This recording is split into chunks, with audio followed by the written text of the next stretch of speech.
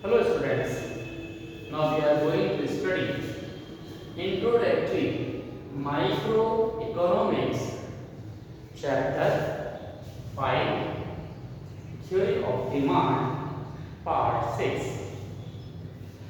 Now in this part we are going to discussing about the cross price effect.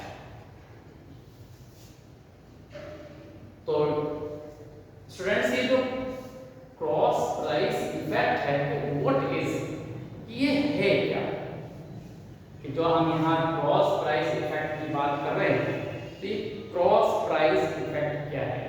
तो आप ये समझ लीजिए कि ये हमारे पास जो डिमांड कर्व है उसमें इफेक्ट को शो करेगा। इसे हम डायग्राम से भी आपको शो करेंगे कि ये किस तरह से वर्क करता है और ये खासकर जो हमारे पास क्रॉस प्राइस इफेक्ट है उसे हम अभी समझाएंगे। ये रिलेटिव गुड्स के लिए होता है आपके पास। और रिलेटिव गुड्स क्या है आपको मालूम है, एक सब्स्टिट्यूट गुड्स हैं और एक कॉम्प्लीमेंट्री गुड्स है। इसी तरह से हमारे पास क्या होता है कि हम इसके बाद जो क्रॉस प्राइस इफेक्ट इसके बाद हम आपको इनकम इफेक्ट के बारे में बात करेंगे। तो इनकम इफेक्ट किसके लिए होता है?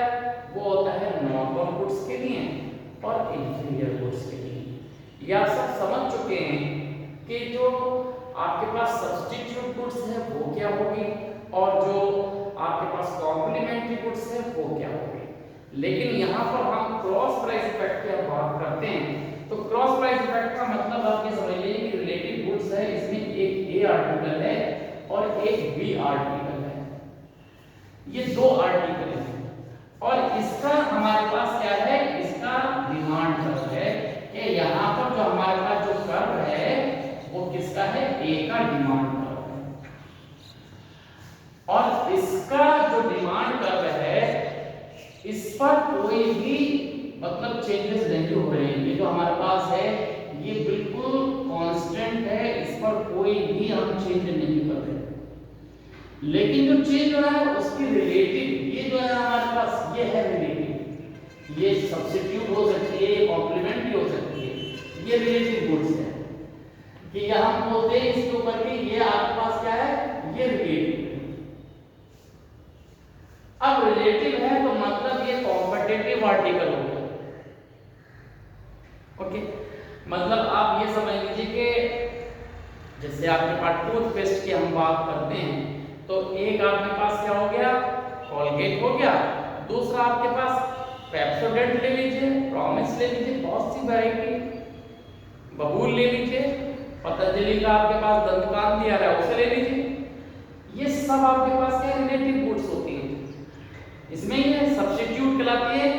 अब देखिए आप जो है मान लीजिए कि ये आपके पास है, आप इसको यूज कर रहे हैं या सोसाइटी में ये यूज की जा रही है। क्यों यूज की जा रही है? उनके प्रेफरेंस के बेस पर वो शुरू से ही वही चीज आर्टिकल यूज करते जा रहे हैं तो उनकी हैबिट हो गई है, उनकी आदत पड़ गई है कि वो वही नहीं। जैसे आप देखिए कुछ लोगों की हैबिट होती है कि वो क्या करते हैं, चाय पीते हैं, कुछ लोग की हैबिट है कि वो कॉफी पीते हैं।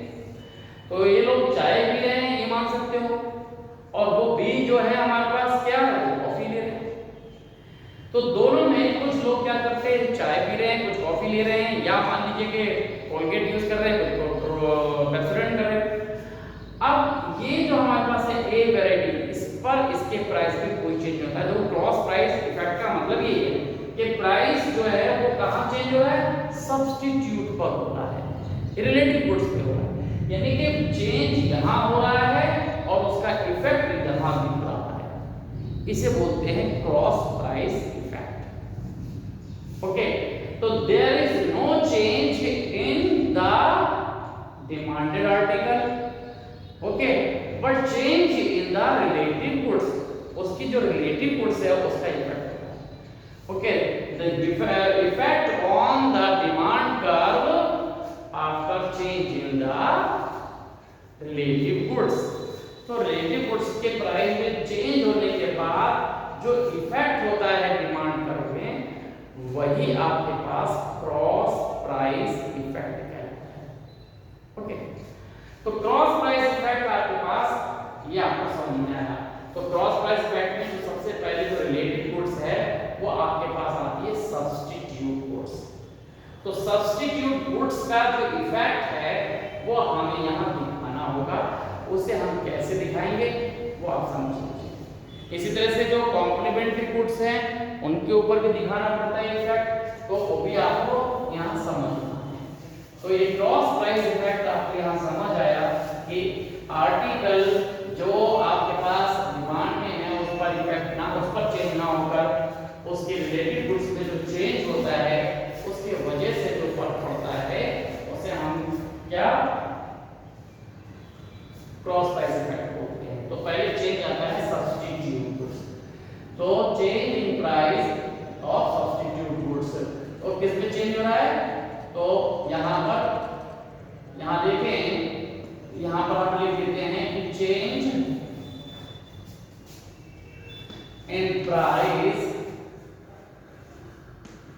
ऑफ जो सब्स्टिट्यूट गुड्स है हम उसकी बात करते हैं सब्स्टिट्यूट गुड्स, यानी कि जो उससे रिलेटेड गुड्स है उसके अंदर आपके पास है। अब देखिए यहाँ पर इसे हम यहाँ पर डायग्राम से समझेंगे कि ये आपका एक हमने डायग्राम बना रहे हैं और इस डायग्राम को आप ध्यान से समझ लीजिए कि किस तरह से यहाँ पर वर्किंग में आएगा। ओके, ये आपके पास क्या है? ये क्वांटिटी है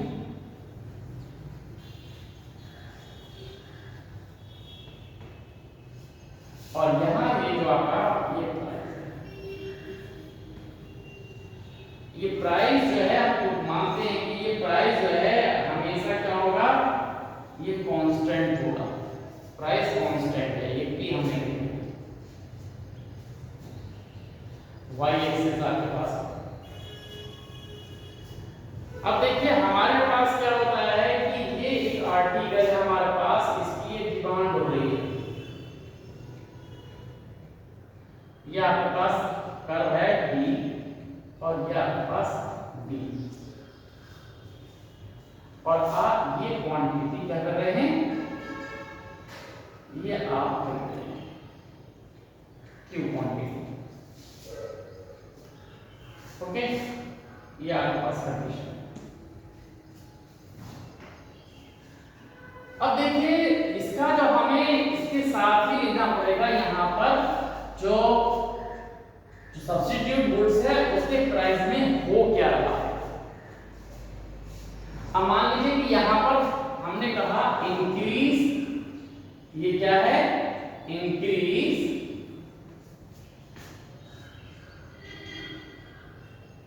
इन प्राइस ऑफ, ये लिखा आपने सब्स्टिट्यूट गुड्स। ये जो सब्स्टिट्यूट गुड्स है इसके प्राइस में क्या हो गया? इंक्रीज हो गया। ये जो मान सकते हो यहां पर लिख सकते हो कि ये आपके पास डिमांड कर्व किसके लिए है। अगर आप बुक में यहां सब में देखते तो वो टी कॉफी का आपके पास एग्जांपल होता है, लेकिन फिर भी आप इसके अंदर कोई भी आप आर्टिकल ले सकते हैं। तो ये आपके पास क्या है? Demand curve.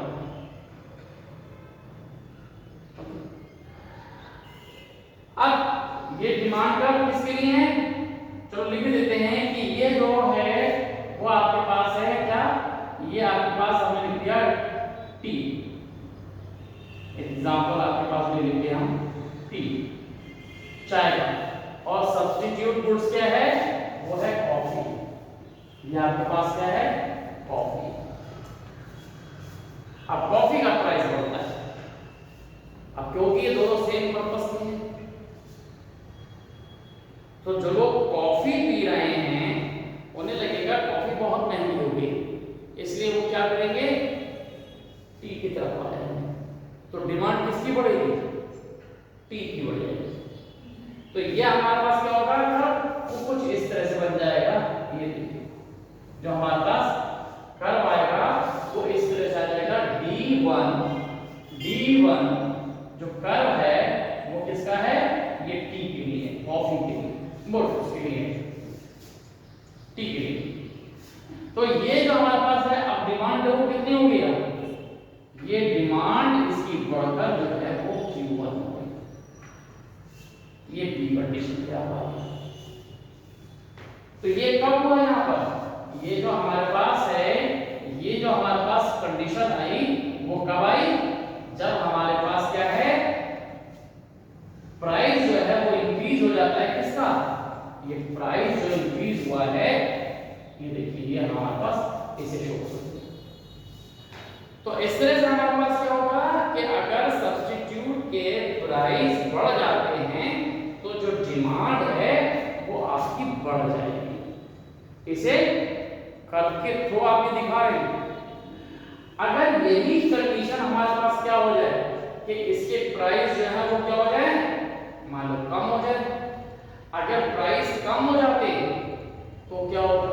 ये जो कॉफी का जो प्राइस है, अब वो मान लीजिए कि वो क्या हो जाए, वो रिड्यूस हो जाए, वो कम हो जाए।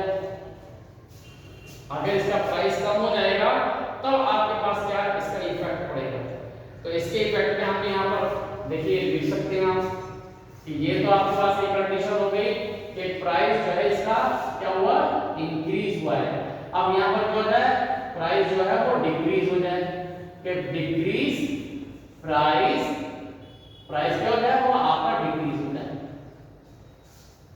Decrease price of substitute goods.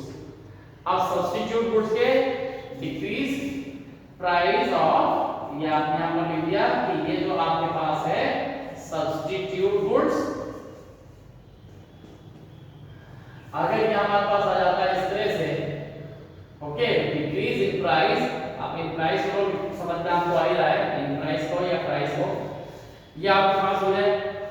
अब क्या होगा कि ये कॉफी जो है, ये जो टी है, हम यहाँ एग्जांपल को यहाँ पर देख लेते हैं कि ये जो आपके पास टी है, ये आपके पास क्या है, ये जो आपके पास टी है और ये कॉफी है, ये दो चीजें आपके पास है।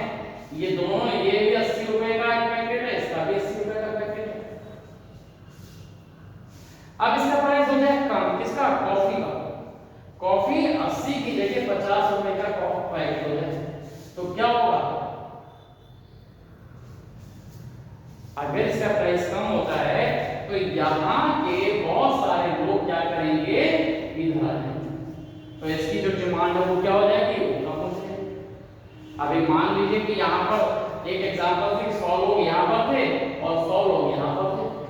अब क्या होगा, इसमें से क्या होगा, 50 लोग टूट के यहाँ आ जाएंगे, तो ये क्या हो जाएगा, 150 लोग यहाँ हो गए, तो रहे लेकिन 150 वहां हो गए।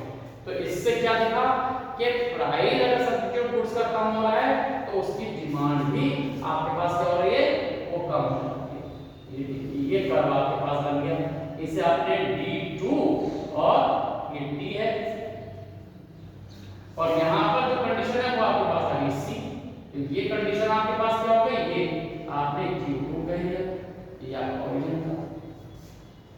अब कंडीशन क्या है कि पहले के कंपैरिजन में अब प्राइस जो है वो गिरने से उसकी कंडीशन क्या होगी, लोग उसे कम यूज कर रहे हैं। तो अब ये कंडीशन आपके पास यहाँ आ गई, तो इसे आप इस तरह से देख सकते हैं कि ये जो हमारे पास कंडीशन है वो कौन सी कंडीशन हो गई, कि ये कंडीशन आपके पास ये है कि decrease price of substitute goods के कम होने पर इसके अंदर जो चेंजेस आ जाते हैं वो शिफ्टिंग हो जाती है, वो बैकवर्ड हो जाती है, इसी को क्रॉस प्राइस इफेक्ट बोल देते हैं। और अगर प्राइस हो जाता है, इसका बढ़ जाता है, तो ये इस तरह से हो जाती है। डायग्राम देखिए, इसीलिए हमने आपको बता दिया। तो ये सारी चीजें आपके पास आ जाती है कि किस तरह से हमारे पास काम यहाँ पर होगा। तो ये चीज आपको समझ में आनी चाहिए। इसमें बहुत सारी चीजें हो जाती हैं कि ये आपके पास क्या हो गया, सब्स्टिट्यूट गुड्स हो गया। अब यही चीज हमारे पास क्या हो जाए, कॉम्प्लीमेंट्री में आ जाए, तो कॉम्प्लीमेंट्री में आपके पास क्या होगा कि प्राइस अगर क्या होगा, कॉम्प्लीमेंट्री का बढ़ जाता है तो इसकी भी प्राइस जो डिमांड है वो कम हो जाती है। क्यों, क्योंकि लोग अगर उसे नहीं खरीदेंगे तो दूसरी चीज नहीं खरीदेंगे। तो अगर उसके डायग्राम को देखेंगे तो उसका डायग्राम भी कुछ इसी तरह से बनेगा, लेकिन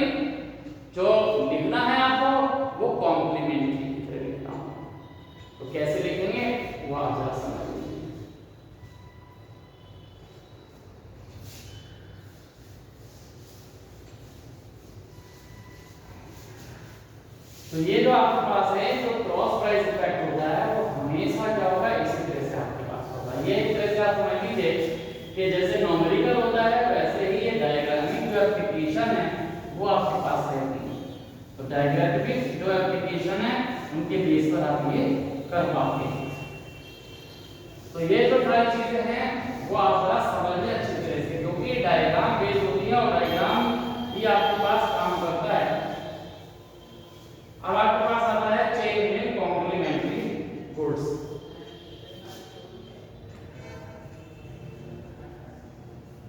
change in price of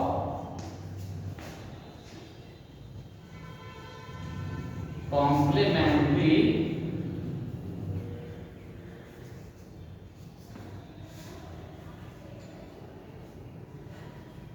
goods. अब यहां पर जो डायग्राम आपके पास बनेगा वो बिल्कुल वैसे ही आपके पास बनेगा।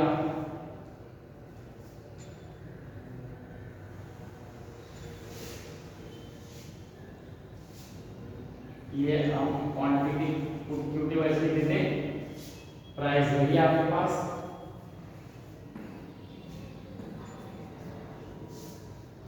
अब यहां पर जो है कॉम्प्लीमेंट्री गुड्स है। क्या है कॉम्प्लीमेंट्री गुड्स का मतलब आपके पास आप कार पेट्रोल की बात कर सकते हैं, पेट्रोल की प्राइस की हम बात कर सकते हैं। यहाँ पर पेट्रोल लिख दिया, पेट्रोल से आपको समझ में आ जाएगा कि ये क्या है, कॉम्प्लीमेंट्री गुड्स है। अब कंडीशन है कि प्राइस जो होते हैं यहाँ पर क्या हो जाए कि प्राइस जो है वो क्या हो जाए, इसका इंक्रीज हो जाए। आप ऐसे भी लिख सकते हैं, प्राइस क्या हो रहा है, इंक्रीज हो रहा है। तो पहले तो हम इसकी नॉर्मल कंडीशन है उसे शो करेंगे। ये आपके पास कांस्टेंट है और ये आपके पास जो है वो क्या है, डिमांड का है। इसके लिए है कार खरीदी जा रही है या बाइक खरीदे, किसी भी आप ले सकते हो। अगर प्राइस इंक्रीज हो जाता है, पेट्रोल का प्राइस बढ़ जाए तो लोग क्या करते हैं, कार को खरीदना कम कर देते हैं क्योंकि कन्वेंस महंगा होगा। तो इसके लिए ये इस तरह से जो डायग्राम है वो आपके पास आ जाएगा D1। ये कार के लिए आपके पास ओके। ये कौन सा है, कॉम्प्लीमेंट्री गुड्स है। ये आपका पास क्या आ जाएगा, Q1 आ जाएगा। ये आपके पास Q की क्वांटिटी ओके, ये B क्वांटिटी। तो ये जो हमारे पास हुआ कि प्राइस अगर इंक्रीज करता है, अब क्या हो रहा है, सब जो उल्टा हो रहा है, तो ये क्या होगा, कम हो जाएगा। इस तरह से हमारे पास क्या होगा, ये कंडीशन हमारी यहां से लिखेगी और ये क्या होगी कि प्राइस के इंक्रीज होने से ये कंडीशन आपकी दिख रही है कि प्राइस इंक्रीज हो रहा है तो डिमांड में ये कमी होगी। अब क्या हो जाए, पेट्रोल सस्ता हो जाए। अब यहां पर क्या होता है, ये जो प्राइस है वो क्या होता है, वो डिक्रीज हो जाए। अगर डिक्रीज हो जाता है तब क्या होगा, तो डिक्रीज हो जाएगा। तो ये देखिए जो पहले ये क्वांटिटी आपके पास थी, अब ये अगर कम हो जाता है तो लोग कार खरीद लगेगी। तो क्या बोल जाएगा कि हमारा जो कन्वेंस है वो सस्ता हो रहा है। तो ये हमारे पास क्या होगा, ये D2 का हमारे पास हो जाएगा किसके लिए, कार के लिए ओके। तो ये आपके पास इस तरह से ये B का था और ये B1 तक है, ये B2 आपके पास है और ये जो क्वांटिटी है वो आपके पास यहाँ है, ये Q2 आपके पास हो जाएगी। कंडीशन आपके पास ये सी आ गई। तो ए से आप कंडीशन हमारे पास ये सी आ गई और ये क्या है कंडीशन, ये कंडीशन है हमारे पास क्या, प्राइस में डिक्रीज होने की वजह से ये चेंज आपके पास आता है। अगर प्राइस में कमी हो जाए तो आपका जो कर्व है वो आगे की तरफ शिफ्ट हो जाएगा और अगर प्राइस बढ़ जाता है तो ये पीछे की तरफ शिफ्ट हो जाएगा। तो ये आपको समझ में आ गया। तो इस तरह से हमारे पास क्या होता है कि ये सारी चीजें आपको अच्छी तरह से समझ में आ जानी चाहिए ओके। तो ये हमारे पास आराम होगा। तो ये जो कॉम्प्लीमेंट्री गुड्स है और जो हमारे पास गुड्स हैं ये आते हैं क्रॉस प्राइस इफेक्ट में। ओके, अभी इनके अलावा हमारे पास ये डायग्रामेटिक और आपके पास है ये पी था, आपके पास यहाँ पी जो कि बिना प्राइस, तो ये प्राइस लाइन आपके पास जो कांस्टेंट दिखा रही है कहीं भी आपके पास ये चेंज नहीं हो रहा है, प्राइस केवल चेंज हो रहा है रिलेटिव गुड्स पे। अगर कॉम्प्लीमेंट्री है तो उसका कॉम्प्लीमेंट दिखाना होता है, और अगर सब्स्टिट्यूट गुड्स है तो उसका वो आपको सब्स्टिट्यूट दिखाना होता है। तो इस तरह से हम ये कह सकते हैं कि जो आपके पास क्रॉस प्राइस इफेक्ट है वो आपके पास इन दोनों जो रिलेटिव गुड्स है उसमें आपके पास है। अब इसके बाद जो चेंज आएगा वो हम आपको दूसरी जो आपको हमने बताया था अभी हमने आपके पास बताया नहीं कि जो नॉर्मल गुड्स है और जो आपके पास इंफीरियर गुड्स है या इससे रिलेटेड जो गवर्नमेंट के एप्लीकेशंस है कि व्हाट इफेक्ट ऑन डिमांड पर if the tax imposed by the government, या और दूसरे आपके पास इफेक्ट है टेस्ट प्रेफरेंस चेंज होने पर किस तरह से फर्क पड़ता है, तो ये भी डायग्राम में दिखाएंगे, वह हम आपको नेक्स्ट वीडियो में आपको दिखा देंगे। ओके, ये आपकी जो लाइव क्लास होगी उस लाइव क्लास में आपको इसी तरह से समझा देंगे, ये आपको समझ में आ गया है तो वो जो नॉर्मल बुक्स है वो हम आपको पेपर पे बनाकर दिखा देंगे तो आपको समझ में आ जाएगा। ओके, तो आज आपको इतना ही समझना है। ओके, और जो इसका असाइनमेंट है वो आप भेज देना। Okay, thank you.